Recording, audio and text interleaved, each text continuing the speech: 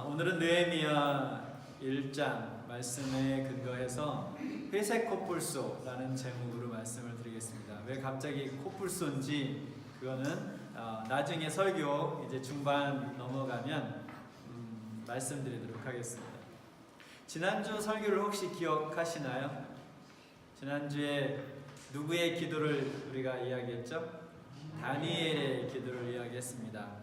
다니엘이 예레미야가 예언한 70년에 그 70년 이후에 이스라엘이 다시 회복된다는 그 예언을 다시 한번 상기시키면서 이제 얼마 남지 않았다는 것을 알고 다니엘이 어떻게 하기 시작했어요?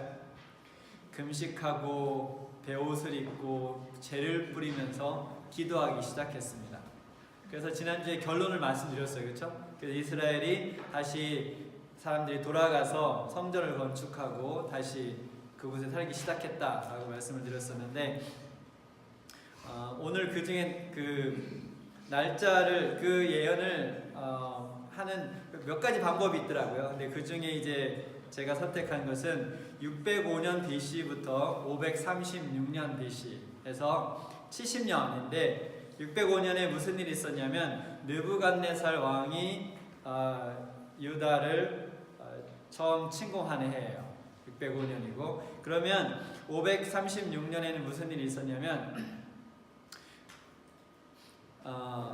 이스라엘에 돌아가서 예루살렘에 성전을 다시 기초를 놓는 일이 시작했어요.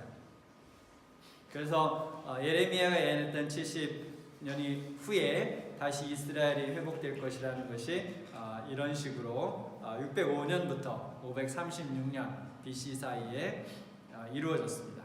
우리가 이렇게 이루어졌다라고 했는데 어떻게 해서 이렇게 이루어졌는지 봐야 될 거잖아요. 그렇죠? 근데 그것을 보면 더욱 우리가 놀랄 수밖에 없는 일이 있었어요. 에스라 1장 2절부터 4절의 말씀을 보겠습니다. 바사왕 고레스는 말하노니 하늘의 하나님 여호와께서 세상 모든 나라를 내게 주셨고 나에게 명령하신 유다 예루살렘의 성전을 건축하라 하셨나니 이스라엘은 하나님의 참 신이시라. 너희 중에 그의 백성된 자는 다 유다 예루살렘으로 올라가서 이스라엘의 하나님 여호와의 성전을 건축하라. 그는 예루살렘에 계신 하나님이시라. 그 남아있는 백성이 어느 곳에 머물러 살든지 그곳 사람들이 마땅히 은과 금과 그 밖의 물건과 짐승으로 도와주고 그 외에도 예루살렘을 세울 하나님의 성전을 위하여 예물을 기쁘게 드릴지니라 하였더라.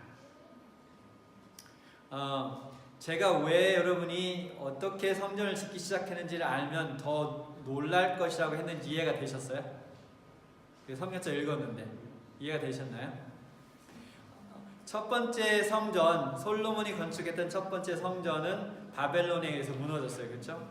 그러면서 이 유다가 누구의 통치 아래 들어갑니까? 바벨론의 통치 아래 들어가죠. 근데 그 이후에 메데 페르시아가 어디를 멸망시켰어요? 바벨론을 멸망시켰어요. 그러면 이 유다는 어디의 통치하에 들어갑니까? 아니요, 바벨론은 망했잖아요. 이제 페르시아의 통치 안에 들어가죠. 지금 좀 아까 읽었던 그 왕, 페르시아의 왕이 지금 무엇을 명령한 거예요? 유다 왕이 아니에요. 그렇죠? 유다 왕이 아니고 누구예요? 페르시아 왕 고레스. 점령국의 왕인 고레스가 자기가 점령한 나라의 신전을 다시 세우라는 거죠. 하나도 안 놀라워요? 그게 일본이 한국을 점령하고 식민지로 만든 후에 만약 한국이 유일신을 섬겼다면 그럼 한국에 그 신이 성전이 부서졌으니까 다시 져줄게 이러는 거예요. 그게 그 정상적인 상황에서 일어나는 일인가요?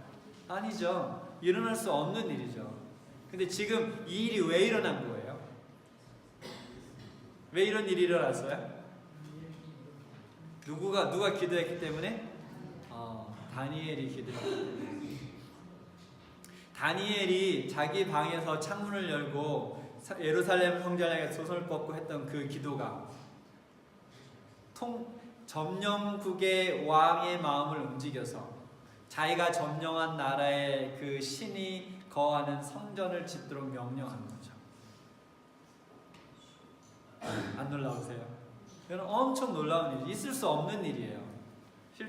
이게 실제 정치 상황 속에서는 있을 수 없는 일이죠. 그러나 고레스 왕은 다니엘이 기도할 때 하나님께서 고레스 왕에게 나타나셨어요. 그리고 직접 고레스 왕에게 명령하셨어요. 성전을 지으라. 그러면 고레스 왕이 그리스도인이에요? 하나님을 믿는 사람이에요? 아니죠. 그러면 뭐라 그랬어 하나님한테? Who are you? 당신이 누군데 나보고 성전을 지으라 그래? 내가 거기 점령국 왕이야. 내가 더 세지. 그럴 거 아니에요, 그렇죠? 그런데 고레스 왕이 하나님을 하나님으로 인정하고 신으로 인정하고 그 신명을 받아서 성전을 짓게 하는 그런 기적이 우리가 읽은 에스라에 기록되어 있었던 것입니다. 그런데 단순히 그냥 성전을 지으라고 한 것뿐만 아니라 에스라 5장 15절을 보면 이 느부갓네살 왕이 주달 점령하고 그 하나님의 성전을 파괴한 다음에 거기서 성전 기물을 가져가서 자기들이 바벨론 신을 모시는 곳에 거기다 뒀어요. 지금 고레스 왕이 뭐하고 명령하냐면 5장 15절에 보면 지금 성전을 짓는 책임자에게 이 말을 하고 있는 거예요. 고레스 왕이 일러 말하되 너는 이 성전 짓는 책임자 너는 이 그릇들이 뭐예요? 밥그릇이에요? 성전 기물들이에요. 누가 가져갔던? 바벨론에서 가져갔던 그 성전 기물들을 다시 가지고 가서 예루살렘 성전에 두고 하나님의 전을 제자리에 건축하라. 아멘입니다. 그렇죠? 있을 수 없는 일이에요. 역사상. 이게 뭡니까? 다니엘이 드렸던 놀라운 기도의 응답이었죠. 그래서 다니엘은 기도로서 세계 역사를 새롭게 썼어요. 다니엘이 기도를 드리지 않았다면 어쩌면 이런 일이 일어나지 않았겠죠. 그러면 세계 역사의 역사책이 바뀌었겠죠. 이렇고 나서 이제 세월이 흘렀습니다. 거의 100여 년이 가까운 세월이 흘렀어요. 그러면 그들이 돌아가서 잘 살았을까요? 행복하게 잘 살고 모든 것이 다 원만했을까요? 그것을 이제 느헤미야에 기록되어 있습니다. 여러분 이번 주말에 시간이 되시면 에스라와 느헤미야 읽어보세요. 짧은 책이기 때문에 한 3-40분이면 다 읽을 수 있을 거예요. 느헤미야는 그 아닥사스다 왕의 술관원이었어요. 그러니까 예를 들면 이렇게 술을 갖다가 왕에게 들여서 마시게 하는 술관원이었죠. 근데 굉장히 높은 직책이었어요. 근데 이 느헤미야가 예루살렘에 어떤 일이 지금 벌어지고 있는지를 이야기를 듣습니다. 느헤미야 1장 3절입니다. 같이 읽어볼게요. 시작. 그들이 내게 이르되 사로잡힘을 면하고 남아있는 자들이 그 지방 거기에서 큰 환난을 당하고 능욕을 받으며 예루살렘 성전은 허물어지고 성문들은 불탔다 하는지라. 잘 살고 있네요. 그렇죠? 힘들고 어렵죠. 그렇죠? 힘들고 굉장히 어려워요. 그래서 그들이 고레스 왕의 명을 받아서 돌아가서 성전을 짓고 살기 시작했지만 여전히 여러 가지 위험에 처해 있었고 땅은 여전히 황폐해 있었습니다. 너무나 아직도 새로 재건해야 될 일이 너무 많았어요. 특별히 뭐가 가장 큰 문제였냐면 이 예루살렘에 그 성을 두르고 있는 성곽이 없었기 때문에 아무 때나 침공을 받고 도둑을 당하고 굉장히 어려웠어요. 근데 이 말을 들은 느헤미야가 어떻게 했나요? 나는 여기 왕궁에서 잘 살고 있으니까 누가 돌아가래 그냥 여기 살지 그랬나요? 어떻게 했나요? 느헤미야가 1장 4절 보겠습니다. 내가 이 말을 듣고 앉아서 울고 수일 동안 슬퍼하며 하늘의 하나님 앞에 금식하며 기도하여 지금 이 패턴이 보이시나요 혹시? 지난주에 우리가 다니엘 9장을 읽을 때 다니엘이 70년의 그 예언이 끝마쳐지는 것을 깨닫고 나서 뭐 하기 시작했어요? 금식하며 기도하기 시작했어요. 그렇죠? 지금 느헤미야가 예루살렘이 여전히 황폐해 있다는 이야기를 듣고 바로 뭐 하기 시작합니까? 기도하기 시작하죠. 이게 기도의 전사들의 삶의 습관이에요. 무슨 이야기를 들었어요? 문제를 들었어요. 그러니까 문제에 대해서 고민하고 고통받고 괴로워하고 뭔가 막 머릿속에 생각하는 게 아니라 뭘 하기 시작합니까? 바로 기도하기 시작하죠. 이게 바로 기도하는 그리스도인의 모습인 것입니다. 기도하는 전사들, 기도의 전사들의 모습이에요. 바로 기도하고 기도로서 문제를 해결하는 모습을 볼 수 있습니다. 그래서 지난주에는 우리가 누구의 기도를 우리의 기도로 드렸나요? 다니엘의 기도를 우리의 기도라고 생각하고 함께 기도했어요. 그렇죠? 오늘은 느헤미야의 기도를 우리의 기도라고 생각하고 같이 기도하도록 하겠습니다. 느헤미야 1장 5절부터 11절입니다. 우리가 성경절을 읽지만 내가 지금 느헤미야의 마음으로 하나님께 드리는 기도라고 생각하고 실제적인 기도를 드리시면 좋겠습니다. 시작. 이르되 하늘의 하나님 여호와 크고 두려우신 하나님이여 주를 사랑하고 주의 계명을 지키는 자에게 언약을 지키시며 긍휼을 베푸시는 주여 간구하나이다.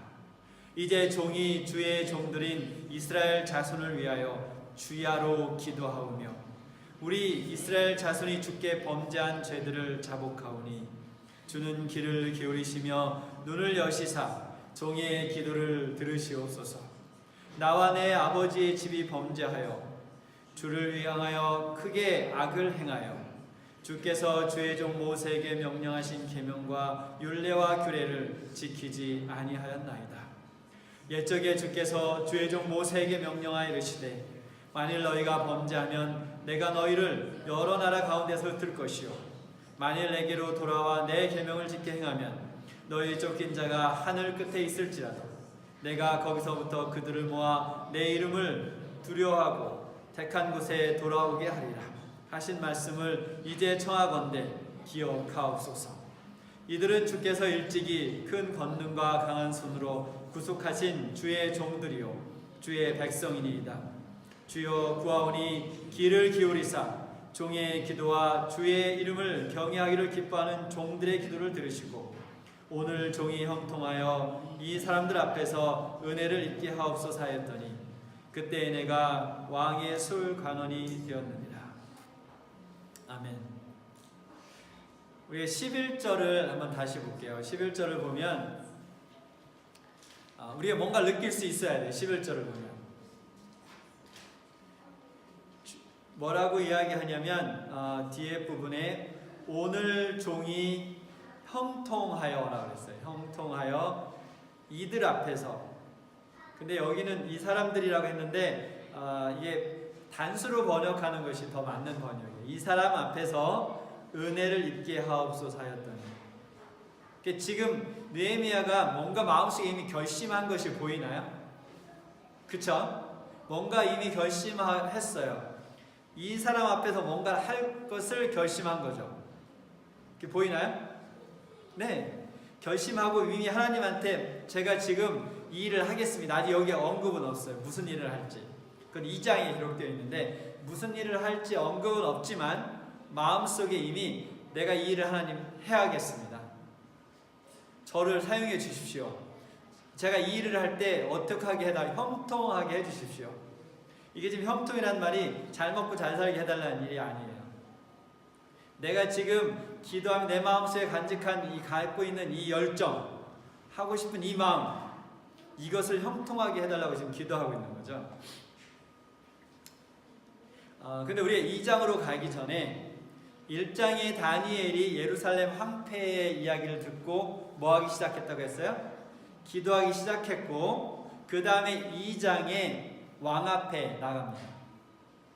왕 앞에 나가요. 근데 그 1장과 2장 사이가 시간이 얼마나 될까요? 오늘날 달력으로 계산하면 3달에서 4달 정도의 시간이 걸립니다. 그러니까 느헤미야가 예루살렘이 황폐했던 이야기를 듣고 기도하기 시작한 때와 지금 우리가 2장에서 읽을 왕 앞에 나아간 사건은 3-4달 사이가 납니다. 3-4달 동안 느헤미야가 뭐 한 거예요? 밤낮으로 기도했어요. 밤낮으로. 왕 앞에 나가기 전까지. 그게 얼마나 두려운 일인지를 우리가 이제 2장을 보면 알 수 있어요. 그가 이제 2장이 시작되면 왕 앞에 나아갑니다. 그때 술관원이 한 명밖에 없었던 것은 아니에요. 근데 이제 느헤미야의 차례가 돼서 그 왕을 섬기는 기회가 됐습니다. 그 앞에 느헤미야가 나갔는데 어떻게 얼굴을 하고 나갔어요? 얼굴에 근심을 띠고 왕 앞에 나갔어요. 그러니까 왕이 그것을 알아챘어요? 못 알아챘어요? 왕이 알아챘죠. 네가 얼굴에 왜 그렇게 슬픈 기색이 있느냐? 너 아프지도 않잖아.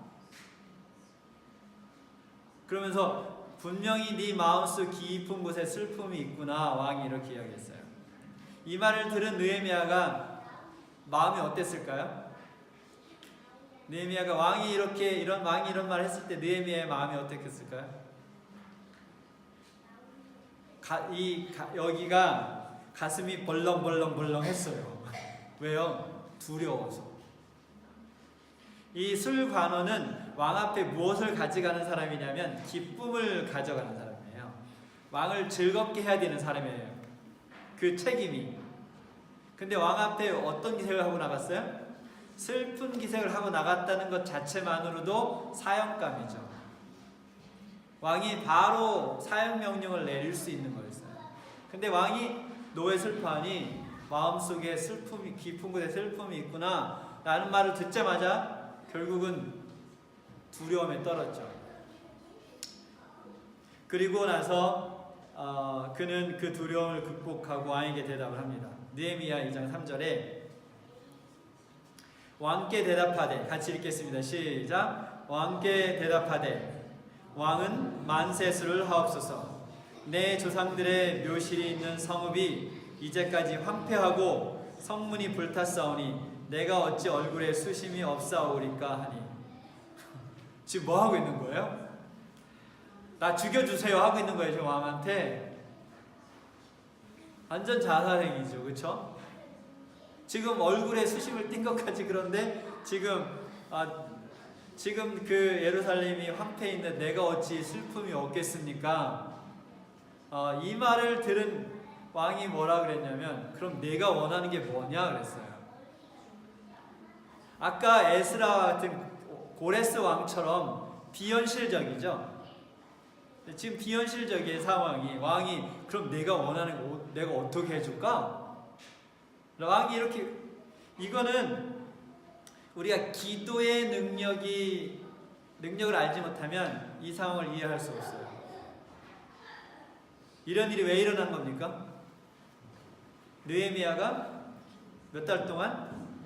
거의 3-4달 동안 밤낮으로 기도하고 왕 앞에 나아갔기 때문에 이 일이 일어난 거예요.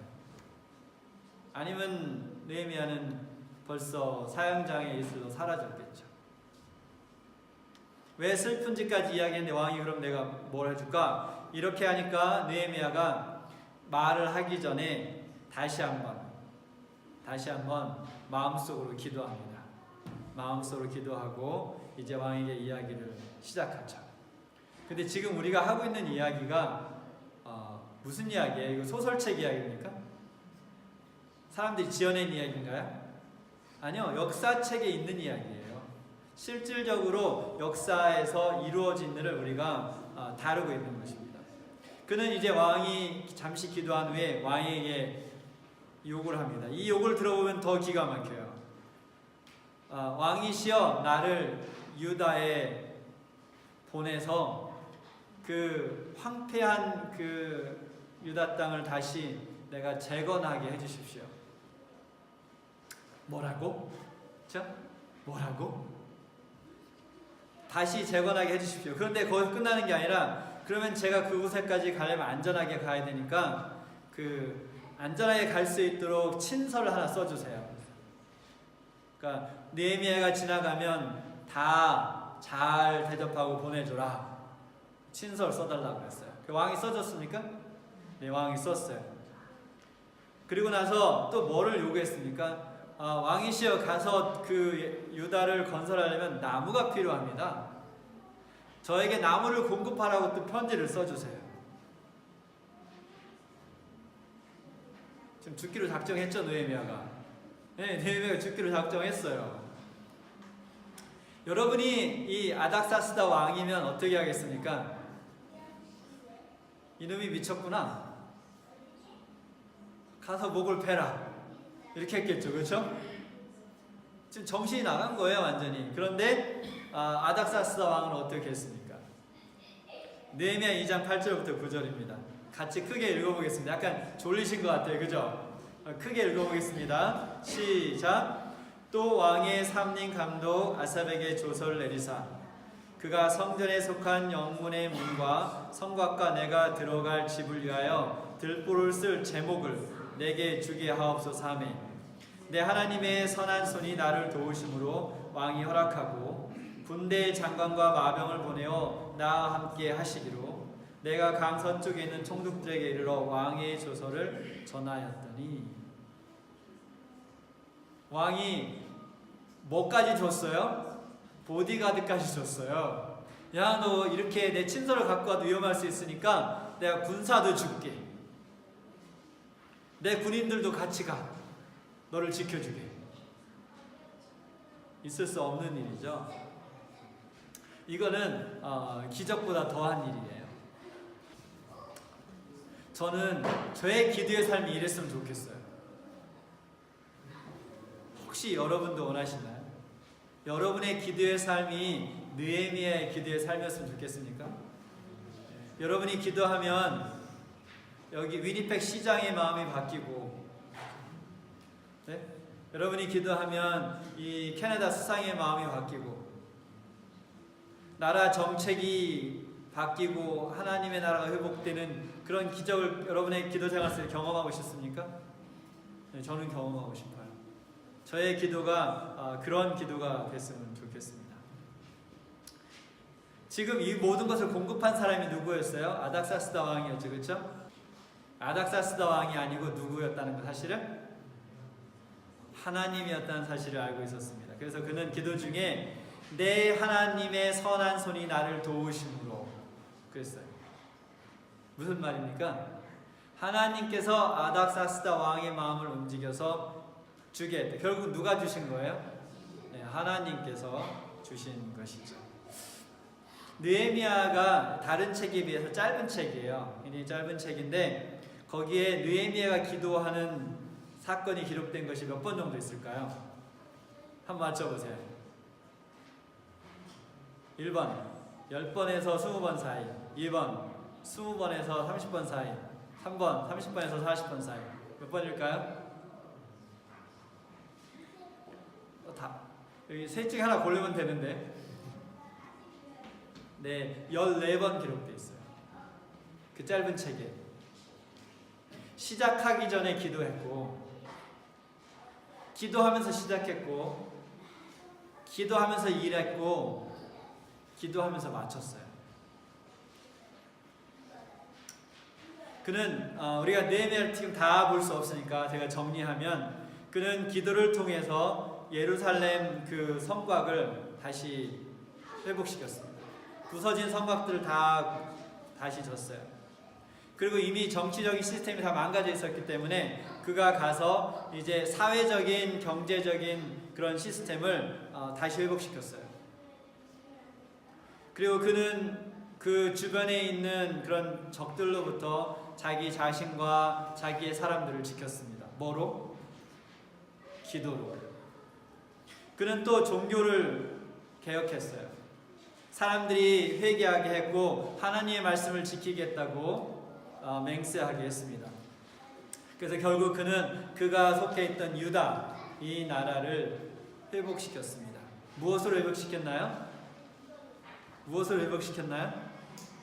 기도로 회복을 시켰습니다. 그 모든 것은 그가 간절하게 드렸던 그의 기도의 응답이었습니다. 그러면 지금 우리가 지난주와 이번 주에 걸쳐서 다니엘과 느헤미야가 드렸던 간절한 기도를 봤어요. 그런데 우리가 지금 한 남은 시간에 이 두 사람이 드렸던 기도를 다른 시각에서 한번 바라보도록 하겠습니다. 지금 이제 무대가 바뀌는 거예요. 무대가 바뀌어서 다른 이야기를 좀 해볼게요. 근데 이 다른 이야기를 하기 전에 우리가 영어 공부 좀 하겠습니다. 준비됐나요? 예, 두 가지 표현을 좀 배울 건데, 첫 번째는 gray rhino. gray는 회색이죠. rhino는 이제 코뿔소를 줄여서 볼 때 rhino라고 그래요. 그래서 회색 코뿔소. 그 두 번째는 한번 따라해 볼까요? 영어 공부하는 거니까 gray rhino. 두 번째는 black swan이에요. black swan. 이거는 검은색 뭐예요? 백조. 검은색 백조 이렇게 좀 이상하네요, 그렇죠? 네, 백조인데 검은색이에요. 이게 무슨 뜻이냐면 gray rhino는 갑자기 일이 발생하는 것이 아니라 어떤 일에 대해서 계속적인 경고가 주어져요. 그런데 사람들이 그 경고를 듣고 그 결과가 굉장히 치명적인 것을 알면서도 괜찮을 거야 하고 무시하는 것을 이 그레이 라이너라, 원래 경제적인 용어인데 다른 용어로 다른 상황에서도 쓰여집니다.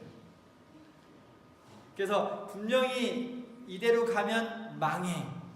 그리고 사람들이 다 경고해. 그런데도 괜찮을 거야 무시하는 것이 그레이 라이노고, 블랙 스완은 그 반대로 여전히 그 결과는 마찬가지예요.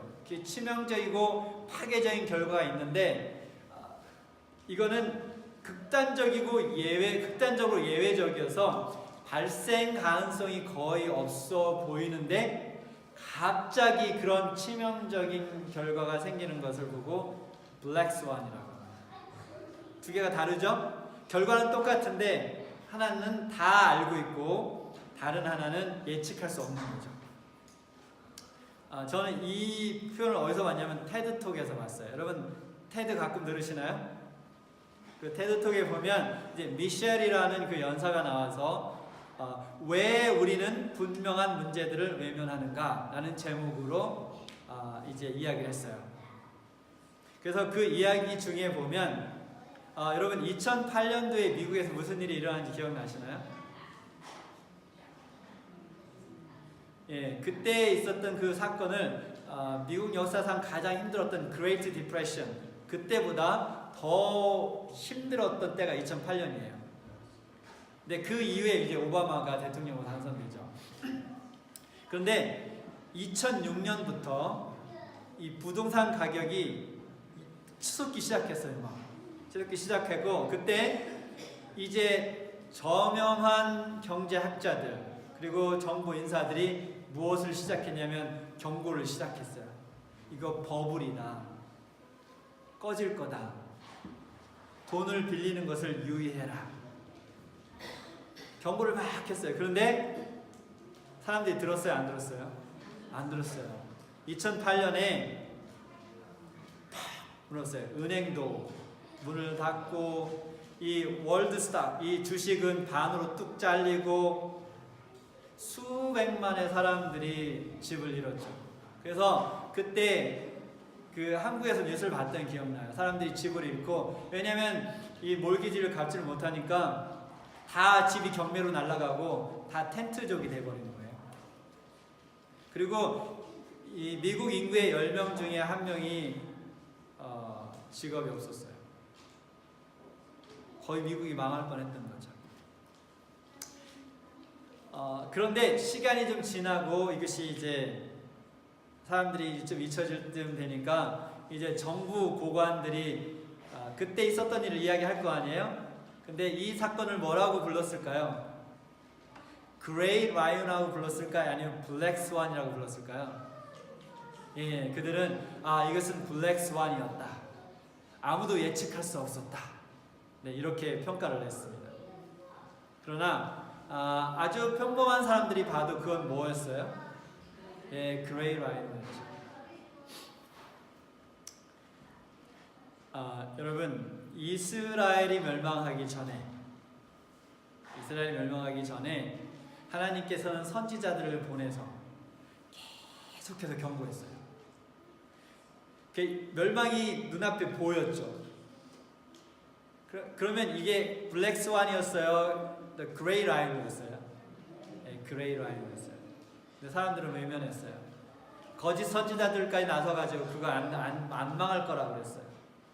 근데 망했습니까? 안 망했습니까? 네, 망했어요. 어쩌면 그 포로로 잡혀가서 세월이 흐른 후에 아마 모여가지고 엘더들이 모여서 그랬을 것 같아요.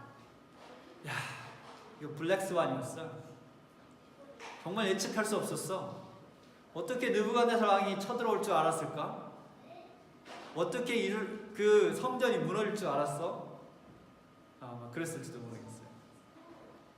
모든 사람들이 이 그레이 라이온을 외면했어요. 그래서 나라가 망하고 포로로 잡혀갔는데 이제 다니엘, 그때 다니엘은 10대였어요. 10대 중반이었었는데 이제 다니엘이 80대 중반의 노인이 돼서 그때를 회복하면서 다시 뭐가 보이는 거예요? 그레이 라이노가 보이는 거예요. 이대로 가면 70년 후에 이스라엘이 회복할 것이라는 예언이 어떻게 될 것이다?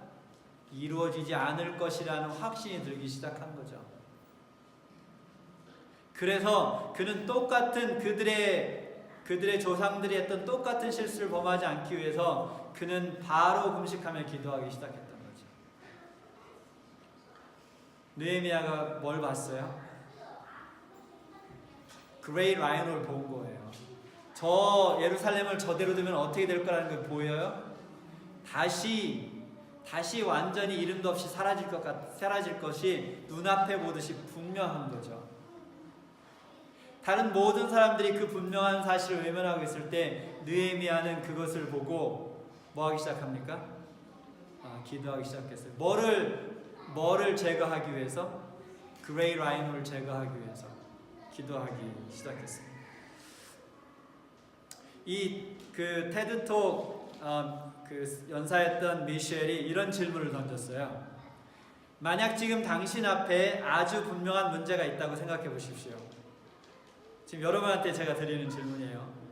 모든 사람들이 말하고 있고 비밀이 아니에요. 당신의 삶에 치명적이고 직접적인 영향을 줄 수 있습니다. 그렇다면 이것이 더 악화되기 전에 당신이 할 수 있는 모든 수단을 동원해서 이 문제를 해결하시겠습니까? 대답이 없어요? 해결하실 건가요? 아니면 두고 보실 건가요?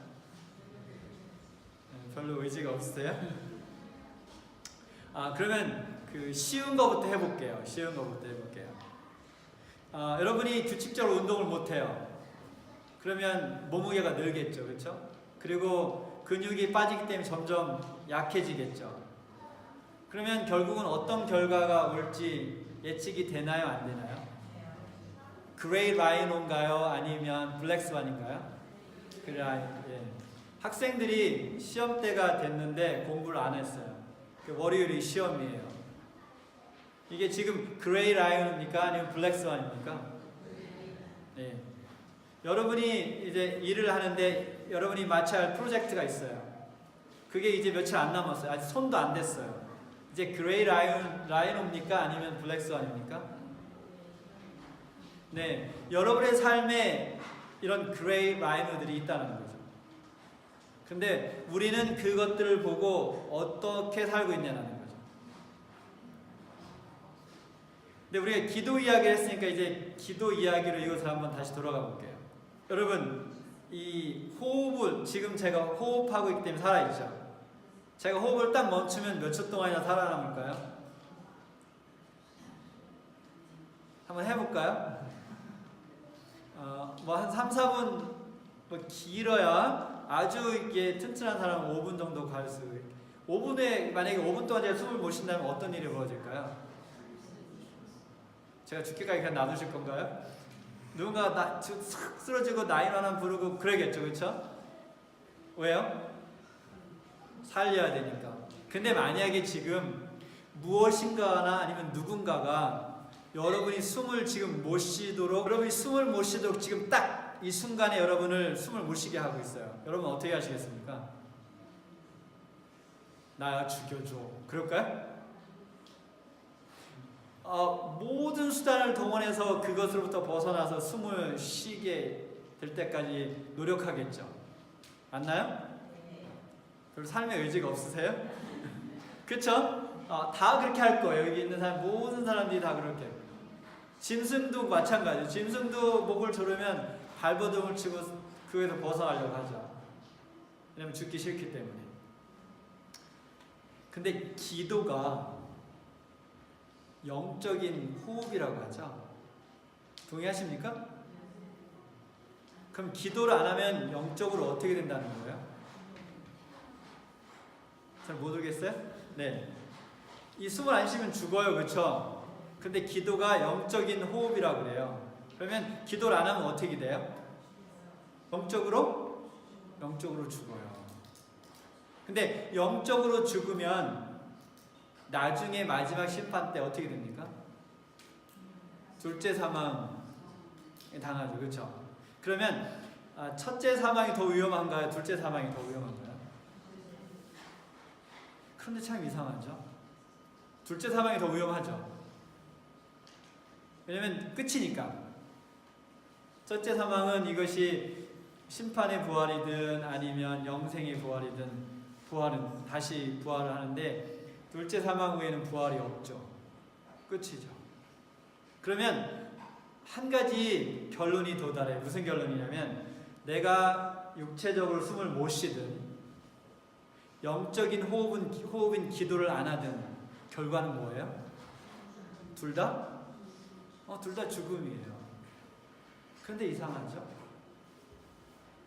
왜 많은 그리스도인들이 내가 기도하는 것을 방해하는 요소들을 나를 목을 조르는 것을 제거하는 것보다 더 강렬하게 제거하려는 마음이 없을까요? 이해하셨어요? 여러분이 기도 생활을 방해하는 것들이 있죠. 예, 여러분이 기도를 못하게 하는 그것이 바쁜 삶일 수도 있고 여러 가지 원인일 수 있는데 여러분이 기도를 못하게 하는 원인들이 있어요. 그게 뭡니까? 그레이 라이노예요. 회색 콜푸스죠. 그리고 분명히 보여요. 계속 이대로 가다간 우리가 영적으로 죽을 것이고 멸망할 것을 아는데 왜 지금 누군가가 내 목을 조르면 살려고 그를 뿌리칠 텐데 왜 기도를 못하게 막는 그 상황은 그대로 둘까요? 이게 뭡니까? 이게 바로 그레이 라이노를 보고 간과하는 거예요. 괜찮겠지. 그러나 괜찮지 않습니다. 우리는 우리의 모든 힘을 동원해서 우리 영적인 삶 속에 있는 회색 코뿔소를 제거해야 합니다. 하나도 없이 제거해야 돼요. 왜냐하면 끝이 너무나 분명하기 때문에. 이것을 블랙스완이라고 부를 기회가 없어요. 미국은 2008년도에 그 일이 있은 후에 모르겠어요. 한 1, 2년 후에 다시 경제가 회복되면서 이것이 블랙스완이었어 라고 할 수 있었지만 영적인 죽음이 가져오는 그 결과는 아직 거기서 끝나기 때문에 블랙스완이라고 말할 시간이 없어요. 기회가 주어지지 않아요. 거기서 끝나는 거죠. 여러분 오늘 결심하시기 바랍니다.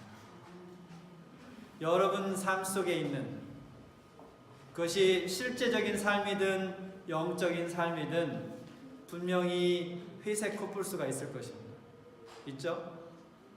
그것을 온 힘을 다해서 기도하면서 제거하시기 바랍니다. 그러기 위해서 제가 여러분에게 한 가지 제안을 좀 드릴게요. 지금 우리가 무엇의 힘에 대한 이야기를 지금까지 했습니까? 기도의 힘에 대한 이야기를 했어요. 그렇다면 이 그레이 라이오노를 뭐로 우리가 제거할 수 있겠습니까? 기도로.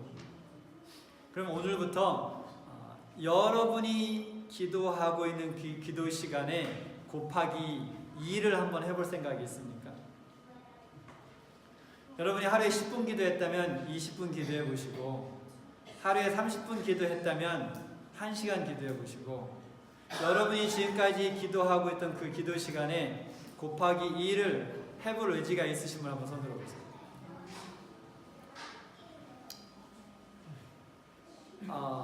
그 곱하기 2를 하면 하나님께서 여러분의 기도의 그 질도 2배로 높이시기를 간절히 바랍니다.